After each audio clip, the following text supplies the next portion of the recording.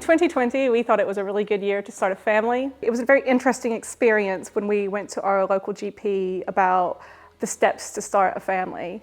We asked him, what should we do? What are the steps? And the first thing he said to us was, well, surely you should get help on the NHS because it would be discrimination if not.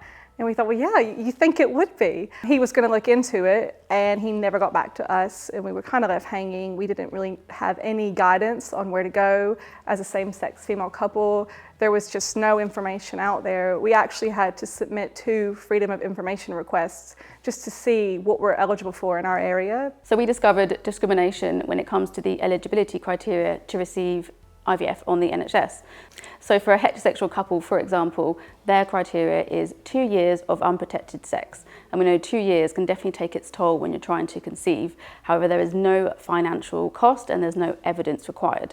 This is very different to what they put on same-sex female couples, which is 6 to 12 rounds of artificial insemination in a fertility clinic. So essentially what you're looking at is £25,000 to £50,000 that a same-sex female couple must pay in order to then possibly receive IVF on the NHS. Essentially what this is a gay tax. In 2020, we launched a petition. We really wanted to create awareness to just let people know what was going on. And we were very lucky that it was picked up by the media and it had some really good press. And then we also took legal action. And we took legal action as we felt that this was the only way really to try and create change.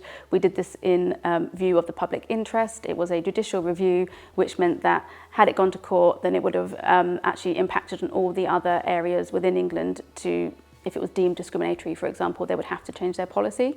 So we decided to do this to try and create change for future LGBTQ+ families. We knew it wouldn't help us, but that's not why we're doing it. And we were already too old anyway in our area because the cutoff is 35, so we knew it just wasn't happening for us, sadly. But that's what it was. It was the judicial review was in the interest of the people to create social change, just to set the record straight of what's fair. In summer 2022, we got a really big shock when the government announced in their women's health strategy that they are going to be removing the barriers for same-sex couples to conceive, essentially. They said that they would fund 6 rounds of artificial insemination and then, if required, IVF. And to us, this really came out of the blue. We'd been campaigning, obviously we issued legal action, and also we had spoken in Parliament a couple of times.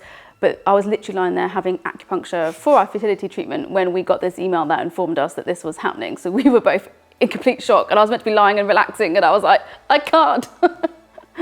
So yeah, we were elated, delighted. Obviously we informed our followers, everyone was really, really excited, and that was in 2022, and it hasn't happened yet. And obviously now we're in 2024.